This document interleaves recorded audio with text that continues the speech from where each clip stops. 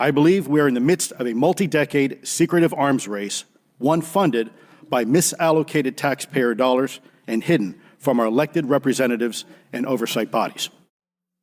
And I think that summary is really important because the main point of these hearings really hasn't been that credible people, like these former military officials, believe that non-humans are among us, even though that is the storyline that I think most of us find most fascinating.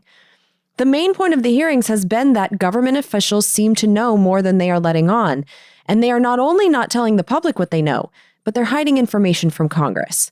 I am so damn tired of being lied to.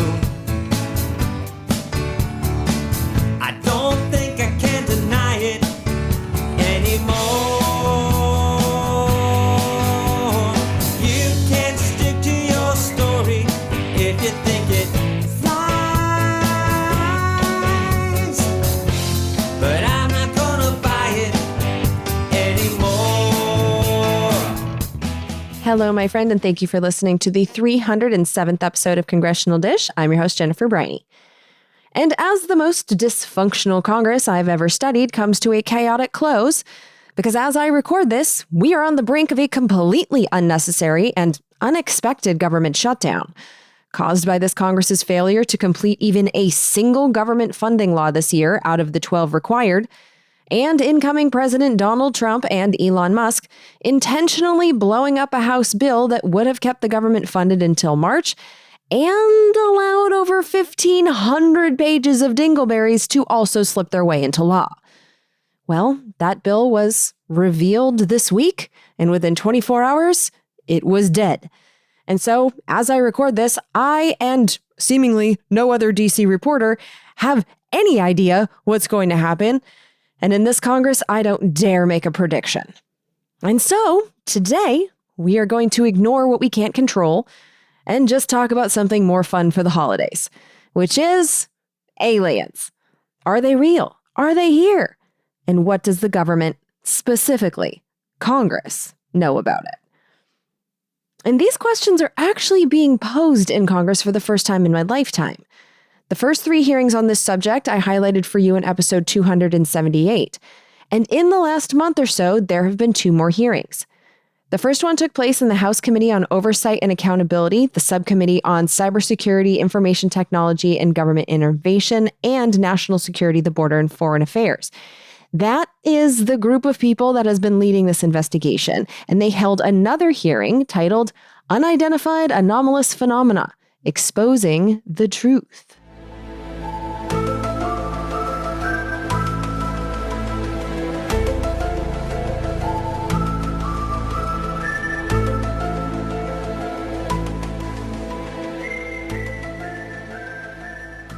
And then a few days later, in the Senate Committee on Armed Services, the Subcommittee on Emerging Threats Capabilities, they hosted a hearing with testimony from the director of the All-Domain Anomaly Resolution Office, or AARO. AARO is an office within the Department of Defense dedicated to collecting information about and investigating unidentified anomalous phenomena, and that office was created by the 2022 National Defense Authorization Act, and so that means that AARO was able to begin operating in 2023. And so today I'm going to play the highlights from both of those hearings for you. And in this episode, I'm also going to play a sound clip or 2 from Congressional Dish 278 with those original 3 hearings. But if you really want to be up to date on this topic, please listen to that episode first. The link is in the show notes for you, along with all other sources mentioned or used in the creation of this episode, which is something we do for every episode of Congressional Dish because trust is earned. And even though I can't possibly be fully informed about all of the different topics that I discuss on this program and everything that Congress legislates, I can, at the very least, give you my sources so you can see them for yourself and at least see where I'm getting my information from. And I hope you appreciate all the extra work that goes into gathering, organizing, and providing all of our sources for you, including timestamps of all of our sound clips so that you can easily watch the full conversations within the hearings in context. And in return, we're hoping that you will pay for this show. We operate on the value for value funding model here, which means that we do work for you up front, and you pay us whatever you think is fair. That also keeps this show advertising free, which makes for a better listening experience and keeps this podcast corporate influence free as well. So please pay whatever you think is fair using any method that you like, which are always listed in the show notes and on the Support the Show page on congressionaldish.com. But anyway, there haven't been a lot of hearings, like ever, about unidentified anomalous phenomena, or UAP as they abbreviate it. And Congressional Dish 278 summarized the first 3 UAP hearings. And so you'll hear a bit from that episode today, but I do recommend the full episode as a prerequisite for listening to this one.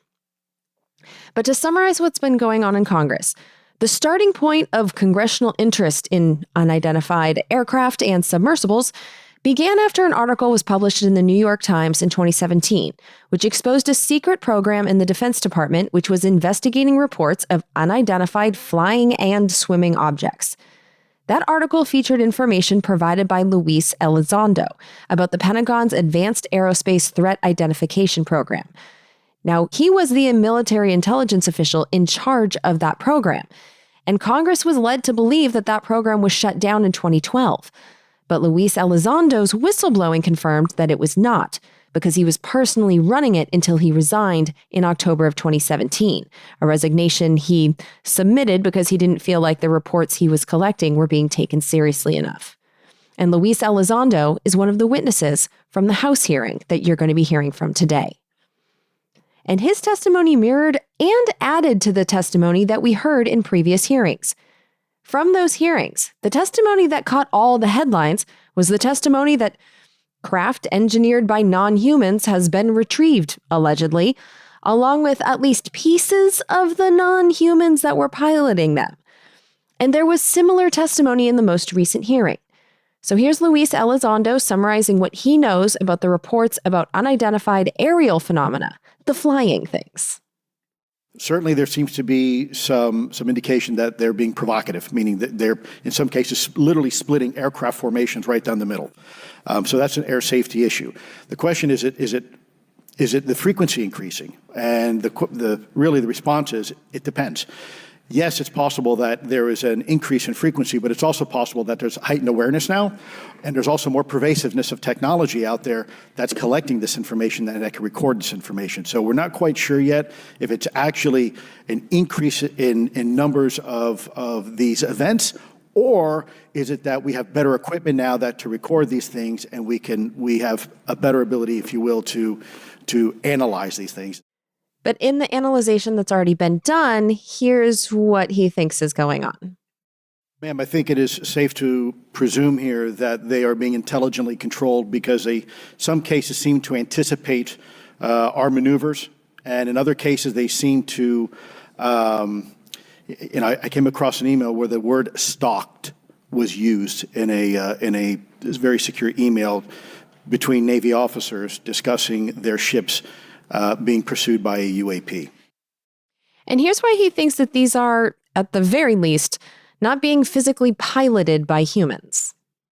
I looked at everything from a scientific perspective. So if you look at, for example, instantaneous acceleration, which was one of the observables of the program that I belong to, ATIP, the human body can withstand about 9 G-forces for a short period of time before you suffer negative biological consequences, blackouts and ultimately redouts and even death. Comparison, our best technology, the F-16, which is this older platform, but one of our most highly maneuverable aircraft, manned aircraft, made by General Dynamics, can perform about 17 or 18 G-forces before you start having structural failure, meaning that the airframe begins to disintegrate while you're flying.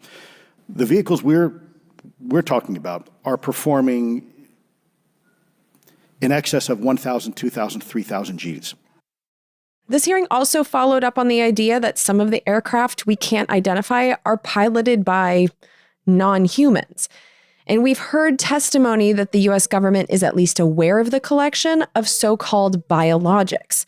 And in this hearing, there was some clarification on that term that was used so much in the first hearing, biologics.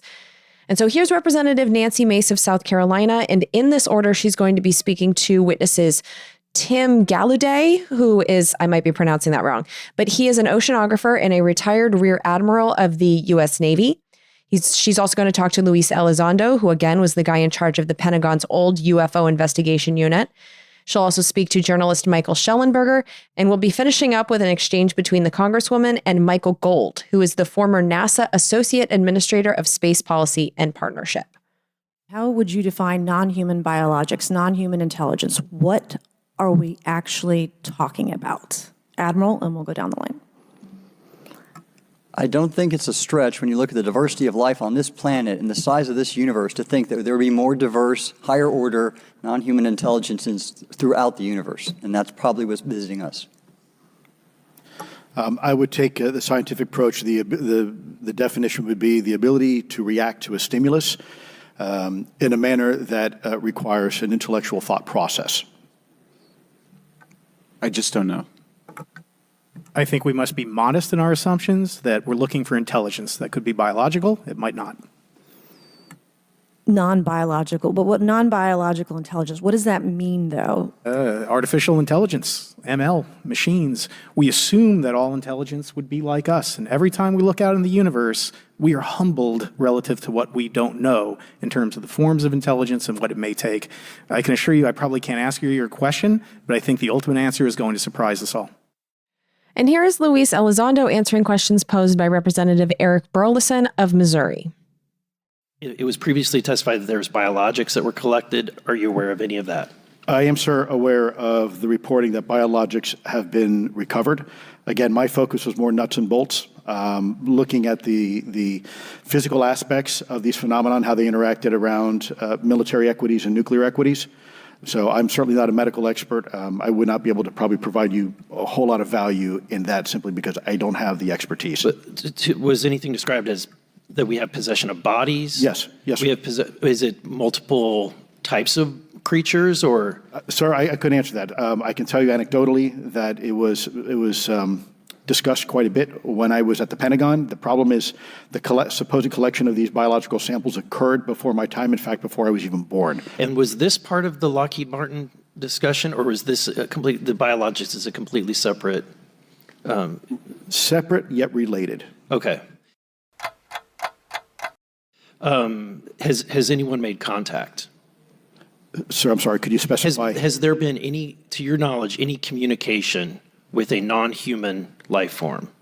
So the term communication is a bit of a trick word because there's verbal communication like we're having now. The problem is you also have nonverbal communication. And so I would say definitively yes, but from a nonverbal meaning, when a Russian reconnaissance aircraft comes into U.S. airspace, we scramble two F-22s, and we are certainly communicating intent and capability.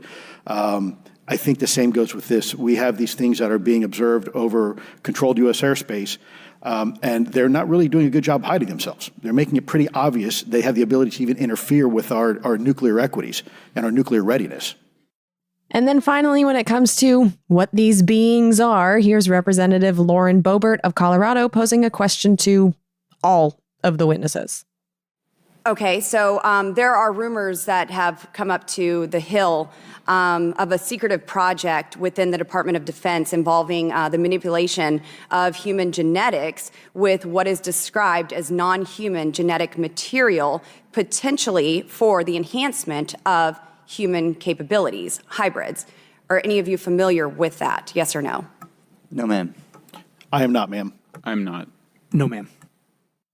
So thank you for clearing that up, Lauren Boebert. But there was also a discussion in the hearing about not just flying mysteries, but swimming ones as well. So here's Tim Galladay again, the oceanographer and retired Rear Admiral of the U.S. Navy. And when I say oceanographer, he is not just any oceanographer. When he retired, he was the oceanographer of the U.S. Navy. Here is Representative Tim Burchett of Tennessee speaking to Tim Galladay.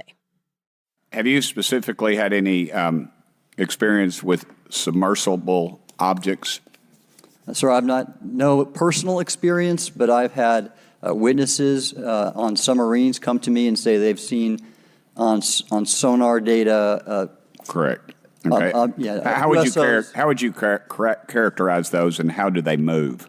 The one instance that was revealed to me was in the 80s on a nuclear-powered submarine, a ballistic missile submarine, that the object exhibited the characteristics of a Russian torpedo in terms of its speed of movement and closing rate with the submarine, and then it slowed and followed the submarine slowly in its wake for a period of minutes and then rapidly exited the scene. And nothing that we know of and technology-wise could replicate that. And the speed of these objects was faster than anything that we have or anybody else has that would be manned. Is that correct?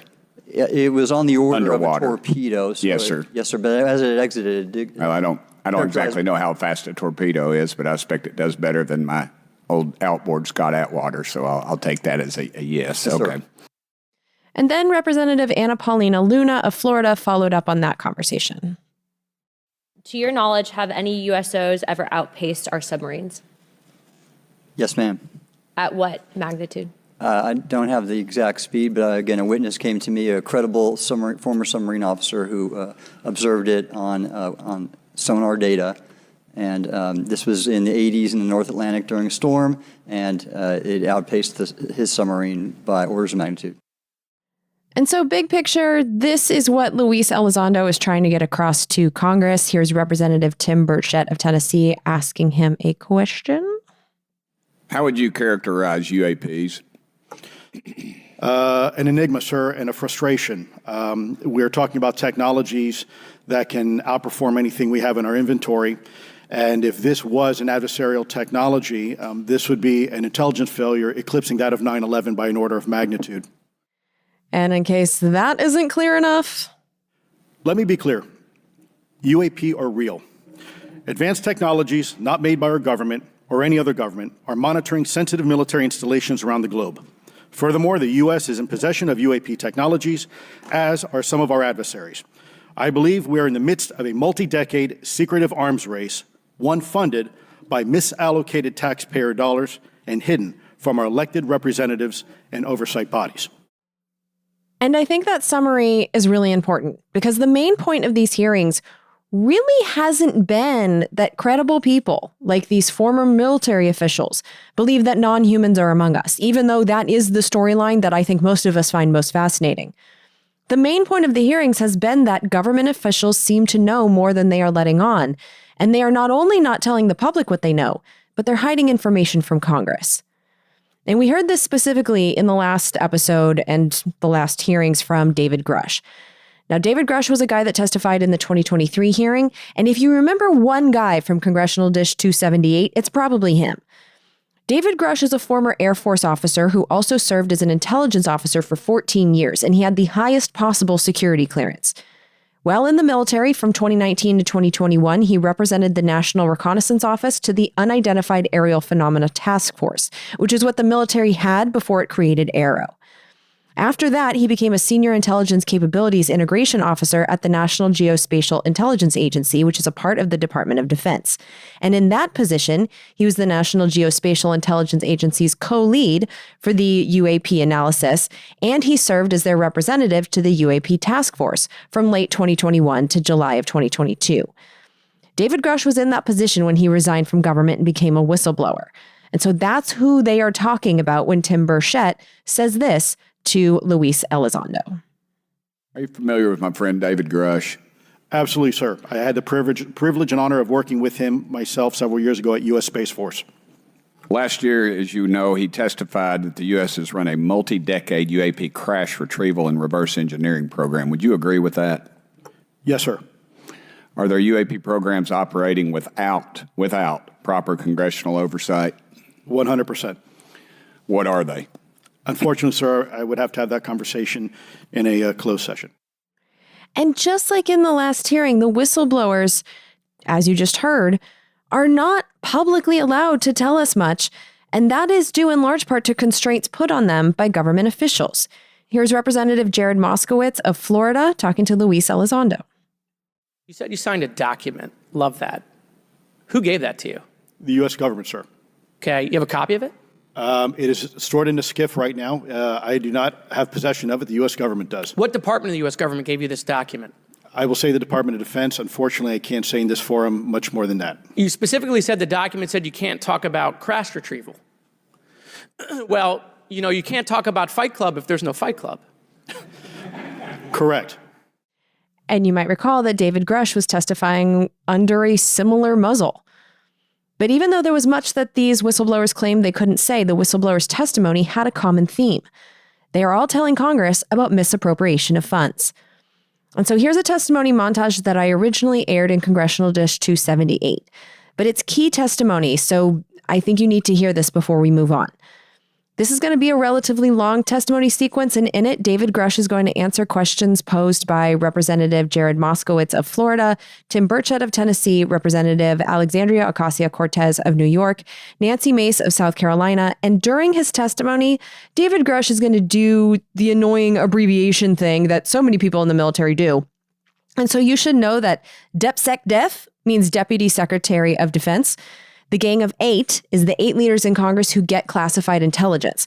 These people are the top 2 leaders of both parties from the House and the Senate, and the top 2 leaders in both parties in both of the House and Senate Intelligence Committees.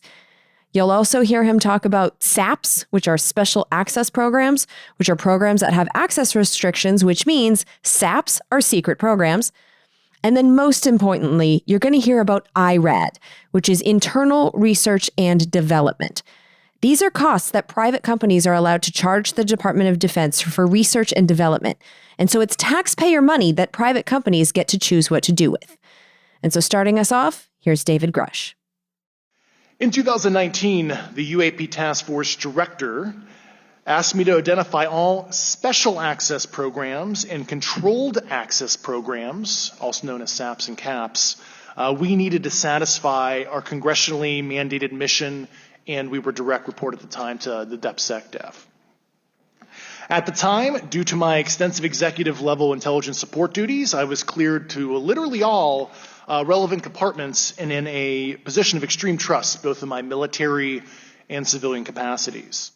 I was informed in the course of my official duties of a multi-decade UAP crash retrieval and reverse engineering program, to which I was denied access to those additional read-ons when I requested it. Do you have knowledge or do you have reason to believe that there are programs in the advanced tech space that are unsanctioned? Yes, I do. Okay. Yeah. And when you say that they're above congressional oversight, what do you mean? Complicated question. So there's, some, I would call it abuse here. So congressional oversight of conventional special access programs, so I'll use Title 10, so DOD as an example, right? So 10 U.S. Code Section 119 discusses congressional oversight of SAPs, discusses the DepSecDef's ability to waive congressional reporting. However, the Gang of Eight is at least supposed to be notified if a waived or bigoted unacknowledged SAP is created, and that's public law. I have concerns based on the interviews I conducted under my official duties of potential violations of the Federal Acquisition Regulations, the FAR. Which private corporations are directly involved in this program? How much taxpayer money has been invested in these programs, to your knowledge? The specific corporations I did provide to the committees in specific divisions, and I spent 11 and a half hours with both Intel committees. How does a program like that get funded? I will give you generalities. I can get very specific in a closed session, but misappropriation of funds and does that mean that there is money in the budget that is said to go to a program, but it doesn't, and it goes to something else? Yes, I have specific knowledge of that. Yep. Do you think U.S. corporations are overcharging for certain tech they're selling to the U.S. government, and that additional money is going to programs? Correct, through something called IRAD. Okay. When it comes to notification that you had mentioned about IRAD programs, we have seen defense contractors abuse their contracts before through this committee. I have seen it personally, and I have also seen the notification requirements to Congress abused. I am wondering, one of the loopholes that we see in the law is that there is, at least from my vantage point, is that depending on what we're seeing is that there are no actual definitions or requirements for notification. What methods of notification did you observe? Like when they say they notified Congress, how did they do that? Do you have insight into that? For certain IRAD activities, I can only think of ones conventional in nature. Mm-hmm. Sometimes they flow through certain, SAP programs that have cognizant authority over the Air Force or something, and those are congressionally reported compartments. But IRAD is literally internal to the contractor, so as long as it's money, either profits, private investment, et cetera, And they can do whatever they want. To put a finer point on it, when there is a requirement for any agency or company to notify, or any agency to notify Congress, do they contact the chairman of a committee? Do they get them on the phone specifically? Is this through an email to hypothetically a dead email box? A lot of it comes through what they call the PPR, Periodic Program Review process. If it's a SAP or Controlled Access Program Equity, and then those go to the specific committees, whether it be the SAS, PASC, HISI. Thank you. So that's the reason David Grush was blowing the whistle.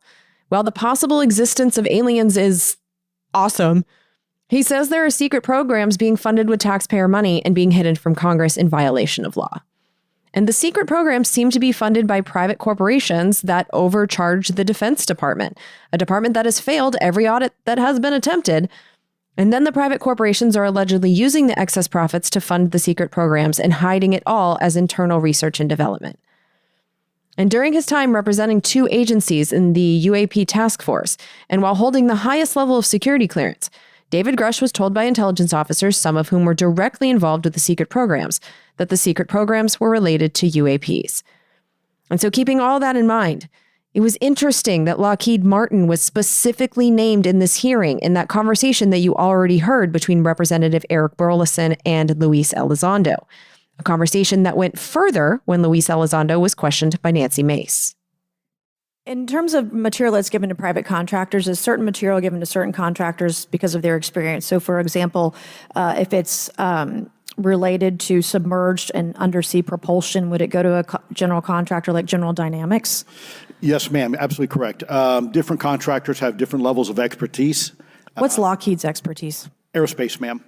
In the UAP space, that's all that they would do submerged. No, I didn't say that, ma'am. Okay. Lockheed Martin and others do quite a bit of work both in our atmosphere, in space, and even underwater. There are certain efforts to.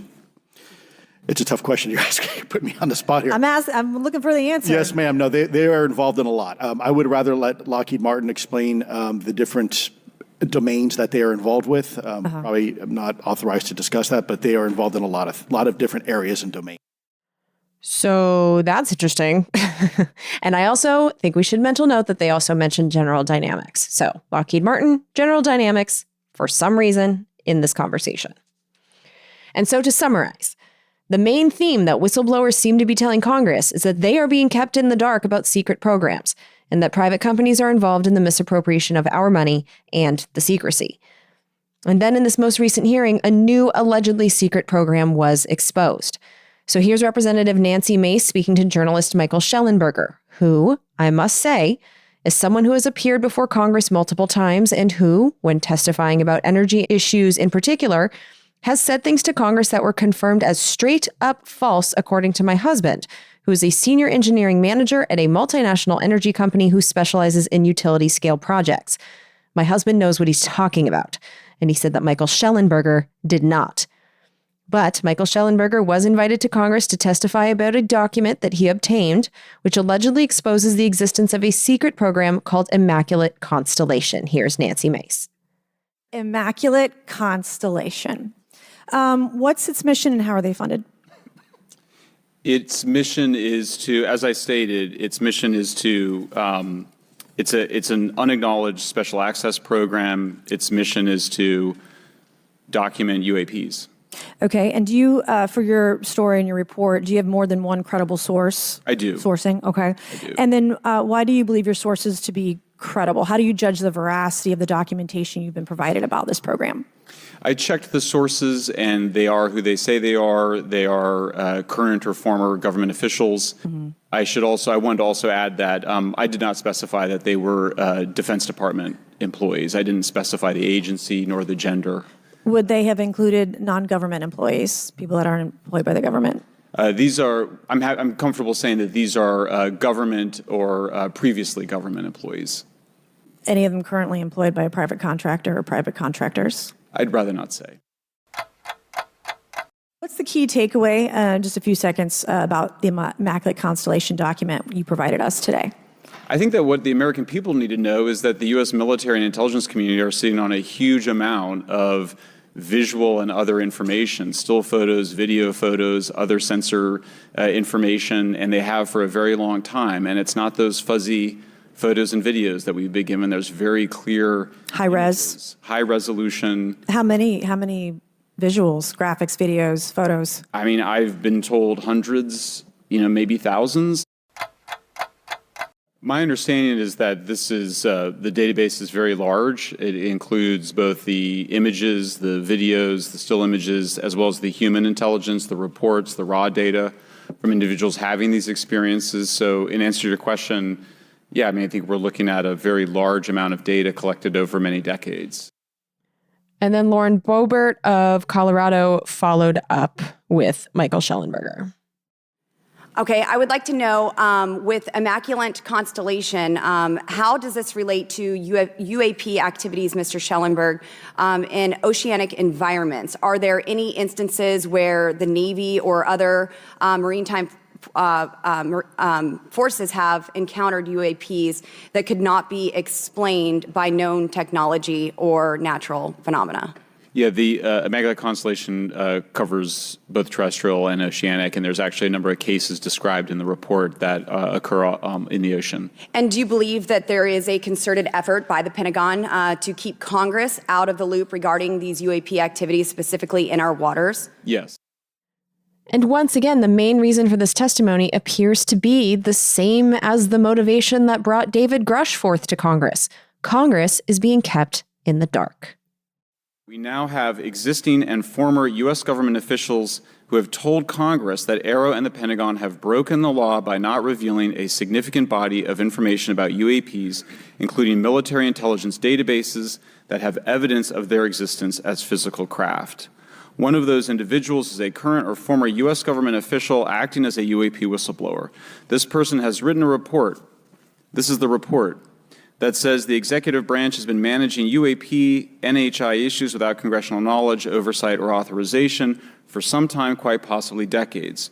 Furthermore, these individuals have revealed the name of an active and highly secretive DoD unacknowledged special access program, or USAP. The source of that document told me, that the USAP is a strategic intelligence program that is part of the U.S. military family of longstanding, highly sensitive programs dealing with various aspects of the UAP problem. The new UAP whistleblower claims that the U.S. military and IC database includes videos and images taken using infrared, forward-looking infrared, full-motion video, and still photography.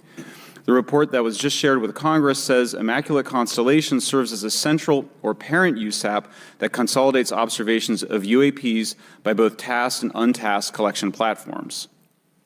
Immaculate Constellation includes high-quality imagery intelligence and measurement and signature intelligence of UAPs, the whistleblower's report adds.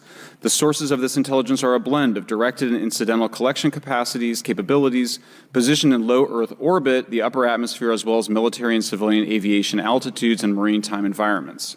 The report to Congress details in detail various UAPs, including spheres, orbs, disks, saucers, ovals, triangles, boomerang, arrowhead, and irregular organic. The report describes various incidents found in the human intelligence databases. One involved orbs surrounding and forcing an F-22 out of its patrol area. In another incident, the crew of a Navy aircraft carrier watched a small orange-red sphere rapidly descend from a high altitude of 100 to 200 yards directly above the flight deck of the CVN, or aircraft carrier.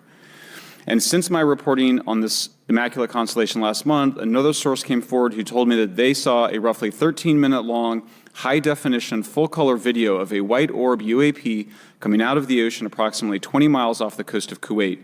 It was filmed from a helicopter. Then halfway through the video, the person said the orb is joined by another orb that briefly comes into the frame from the left before rapidly moving again out of the frame. The person discovered the video on SIPR, the Secure Internet Protocol Router Network, which the DoD uses to transmit classified information. A leading UAP researcher who utilizes the Freedom of Information Act to find out what the government knows, John Greenwald, told me last year that the U.S. government had been increasingly denying his requests for UAP information. He has been doing FOIA requests for 27 years and has an archive of 3 million pages. The government has for decades denied any interest in UFOs, he told me, but the documents that he has assembled show that behind the scenes, it was a completely different story. Contrary to the hopes of many advocates of transparency, the government has been restricting more information since the leak of 3 UAP videos in 2017. The DoD organization AARO has been labeling many documents with a B7 exemption, which Greenwald says does not make any sense. They're stating that anything AARO does is involved in law enforcement investigation, which allows AARO to not release it. Greenwald says that the DoD has denied the existence of a UAP and ATIP-related records on multiple occasions, only to acknowledge them after an appeal was filed. He added that the Naval Air Systems Command in March 2022 stated they found no additional UAP videos.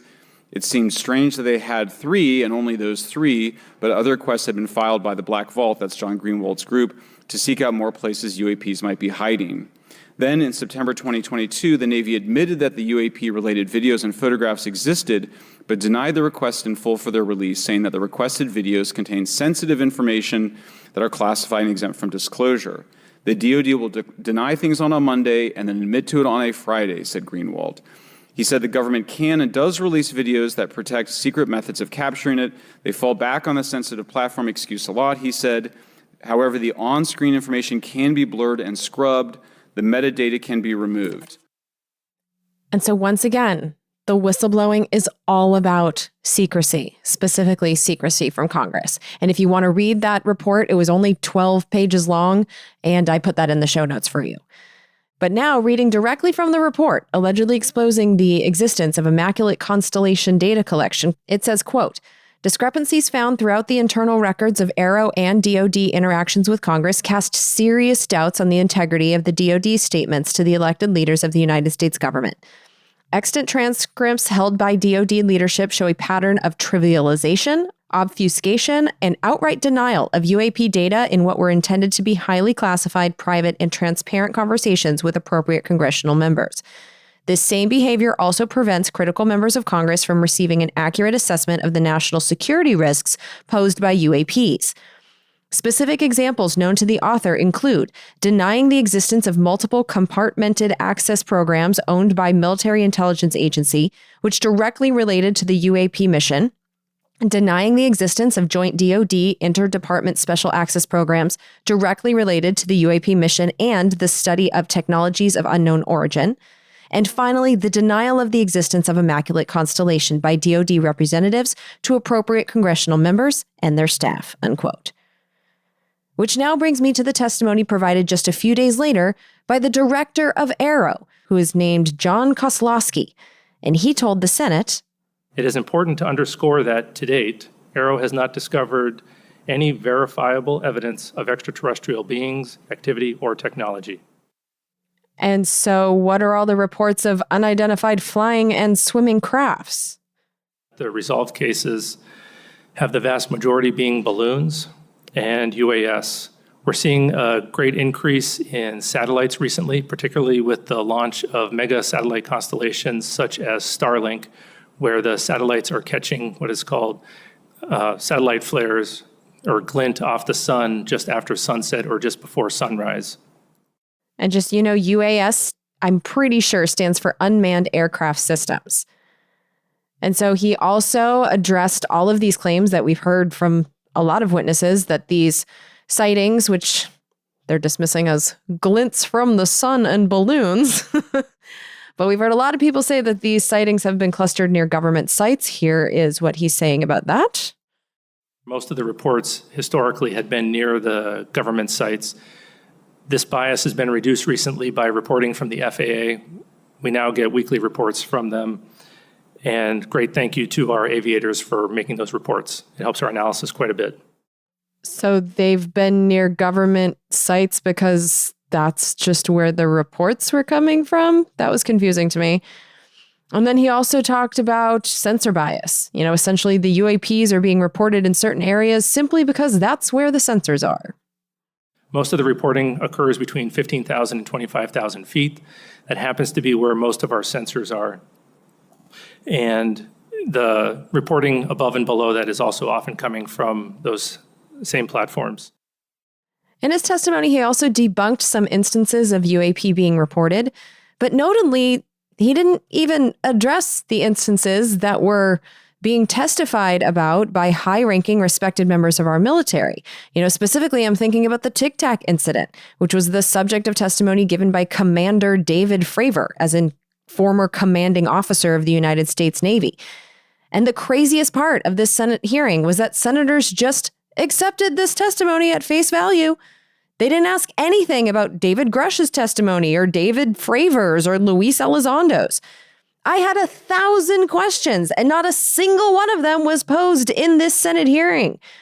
It is crystal clear that this investigation is only really happening on one side of Congress, and that's the House side. And the House investigators, well, I think that the Aero director would have had a very different experience had he testified over there. Here is Representative Nancy Mace of South Carolina. A recent statutorily required report from Aero, intended to illuminate the government's historic assessment of UAPs, was heavily criticized by those seeking UAP transparency. The report has stoked suspicions Aero is unable, or perhaps unwilling, to bring forward the truth about the government's activities concerning UAPs. I'm disturbed that Aero itself lacks transparency. Even its budget is kept from the public. And Nancy Mace, if you're familiar with Nancy Mace, she's a Republican. I don't find her the most trustworthy person on the planet.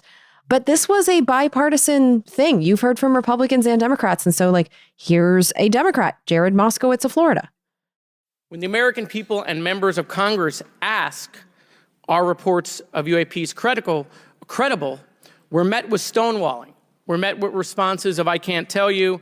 And in fact, we're met with people not wanting us to have hearings. We're met with people not wanting us to ask you questions. In fact, many of us were told not to ask some of you certain questions on certain topics. So members of both parties are reporting the same thing, and they both seem concerned. And so what kind of information is being withheld from Congress and from us, and why? Well, here's a conversation about that between Representative Glenn Grothman of Wisconsin and Tim Gallaudet, who again is the oceanographer and retired Rear Admiral of the U.S. Navy. During a previous UAP hearing, Navy Commander David Fravor discussed the Tic Tac object engaged in 2004. Are you familiar with the incident, the Tic Tac incident? Yes, sir. And that's almost 20 years ago, right? Yes, sir. It's been said there are more videos, documents, and reports related to this incident. Do you believe the information regarding the Tic Tac incident should be available to all members of Congress? And in your expertise, what reason would the Department of Defense possibly have for not releasing information that's over 20 years old? Thank you, Congressman. I don't think there's any good reason to withhold information and important data, especially of national security concern, from Congress. Well, what would they say? I will speculate, sir, that they don't want to share that kind of information because it reveals weaknesses in our ability to monitor and protect our airspace. And that makes some sense to me. And so maybe we, as in general members of the public, don't need to know or see these bits of information. We don't need to see the videos as much as we want to, because if the whole world knows that we can't protect our airspace and has specifics about that, I do think that information would make us more vulnerable to attack. And so fine, keep it from us. The public, we want it, but we don't need it. But they need to collect this information to protect our airspace, right? Well, here's Luis Elizondo. Most Americans would be shocked to learn that the Pentagon's very own Public Affairs Office openly employs a professional psychological operations officer as the singular point of contact for any UAP-related inquiries from citizens and the media. This is unacceptable. Many of my former colleagues and I have provided classified testimony to both the Department of Defense and the Intelligence Community Inspector General, and many of us have subsequently been targeted by this cabal with threats to our careers, our security clearances, and even our lives. A psychological operations officer is someone who specializes in persuasion. This is not a person who specializes in investigations or data collection or engineering. In persuasion. That's someone who would be in control of controlling the message. And so it is a little weird that that's the person who's in charge of disseminating information about these topics. And this was followed up on later in the hearing by Representative Tim Burchett of Tennessee. You also mentioned in your opening statement that the Pentagon's Public Affairs Office employs a psychological operations officer as the singular point of contact for UAP-related inquiries. Why the heck would they do that? Sure, that's a great question. I would ask the Pentagon. There's a long history here of that individual providing misleading and false information to the public through various news outlets and media outlets in order to discredit this topic. I've personally been victim to it. We have the documentation to substantiate where this information has been absolutely inaccurate, that has been provided time and time again, and it turns out that that individual was also working with former leadership of Arrow at the time as well. So I don't know what to believe about any of this, honestly, but it seems clear to me that these people don't trust Arrow and the leadership of Arrow, and that Congress is getting the information that they are requesting from Arrow. And so when it comes to collecting information going forward, I think we have reason to doubt that they're doing a good job with that. Here's Michael Gold, the former NASA Associate Administrator of Space Policy and Partnerships. During my work on the UAP Independent Study Team, it quickly became evident that there is no clear or well-publicized process for civilian pilots to report UAP sightings.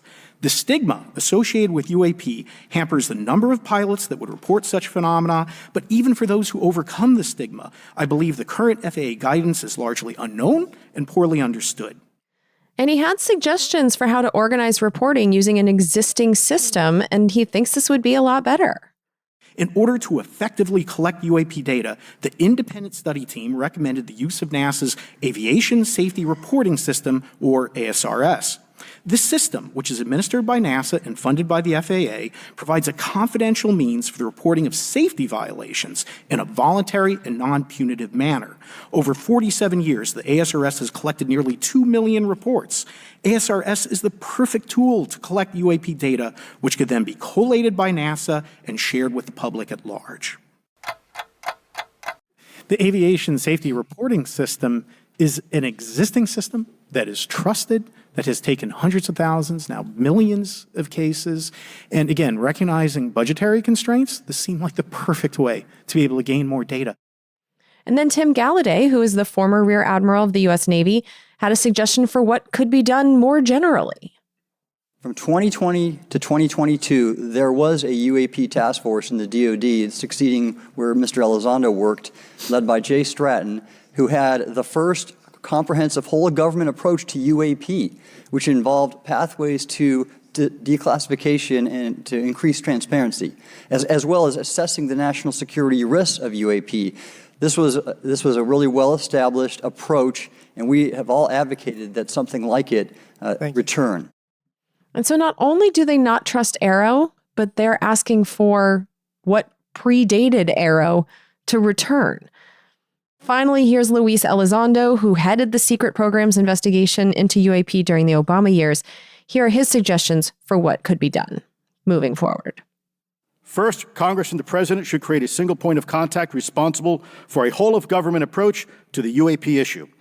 Currently, the White House, CIA, NASA, the Pentagon, Department of Energy, and others play a role, but no one seems to be in charge, leading to unchecked power and corruption. Second, we need a national UAP strategy that will promote transparency and help restore the American public's trust at a time when the public's trust is at an all-time low. This strategy should include a whole-of-government approach, including the academic and scientific communities, the private sector, and our international partners and allies.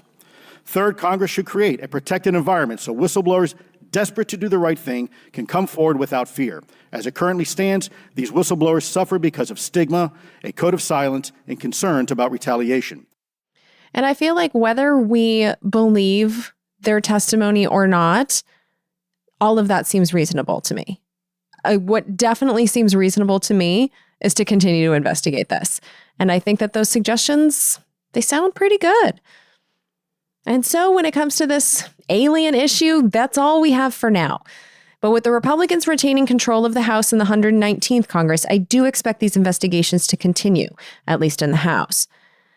But what I don't know is if I'm going to continue to cover them, because while I was working on this episode, I had to go to the show notes a lot for episode 278. And I was really surprised to see that we don't have any executive producer credits on episode 278. And as you know, the executive producer credits, they determine what are considered the most valuable episodes of Congressional Dish. And so to see that episode had 0, I am reading something into that. And so if you like these episodes on this topic and you want me to stay down this rabbit hole and cover the future hearings, I do think an executive producer credit or 2 on Congressional Dish 278 or this episode, that's how you can ensure that. And in case you're not in the know, executive producer credits cost $535. That's $1 for every member of Congress. But essentially, you are putting your vouch on that episode. You are letting me know that that is the episode that is valuable to you. You get to put your name on that episode as your public vouch. And like I said, that moves that episode up the most valuable episodes list. Right now, these UAP episodes that I've produced are not on that list at all. This is one of the main ways that I determine what topics to pursue. And so if these episodes, 278 and this one, remain off of the most valuable episodes list, I might move on from this topic. You know, I know that there are people that have executive producer credits that I have yet to claim. In fact, last week, my girl Katie claimed 4 of them all at once. We've seen a few people do that. So if you have one that you haven't claimed, you can go ahead and put that on these episodes, or you can contribute $535 all at once or cumulatively over the course of time. There's a bunch of people that have done that. So yeah, just FYI, do with that information what you will, but it really does help me determine what topics to continue to cover. Speaking of executive producers, I'm recording this a few days after recording Congressional Dish 306, and so I don't have any new executive producer credits to announce right now. And so what I'd like to do instead is to just thank you. Whether you are a listener or a supporter, I just appreciate every single one of you because I wouldn't have a show without an audience, and this show would have stopped a long time ago without the producers. So thank you so much for being a part of this. And I also want to thank the Congressional Dish team for another year of excellent work. So thank you, Claire and Mike and Lauren and Mark. And I just want to give everyone a heads up that we are finishing the 118th Congress, and when I do come back in January, I think you're going to find that I'm going to be doing some things differently. And we're going to have pretty soon a new payment structure, specifically on Patreon. I'm going to have some new episode types. There's going to be more behind the paywall. And I'm going to be attempting a new approach to covering Congress. And I will give you details on that soon. But yeah, things are going to be changing a little bit coming up, and I hope you guys will like the changes. But for now, thank you for listening to this show and for sharing the episodes that you like the most. Like I said, I'll be back in January, and I do think with the topics, we're going to have to get a lot more serious when we come back in 2025. And so what I mean by that is I'm going to read whatever bill eventually funds the government. And the Defense Authorization Act for 2025, that is now complete. It has passed the House and the Senate, and it is sitting on President Biden's desk as I speak. We also have some hearings that I think we need to listen to the highlights of as we enter the next Trump administration. And so I'm just kind of preparing myself that the next 2 years, the 119th Congress, they're going to be a lot.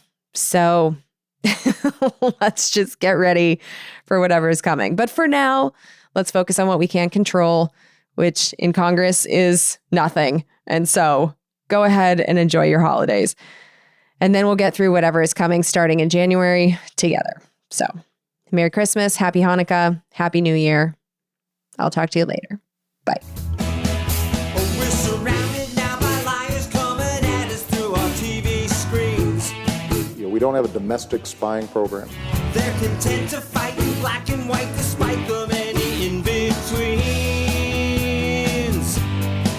We got a president who plays with the facts. With the facts. And then he waves a flag to cover his tracks. As if a lie is alright, if the end will justify the means. Now we are so damn tired of being lied to. The polar ice caps aren't going away. We don't think we can deny it anymore.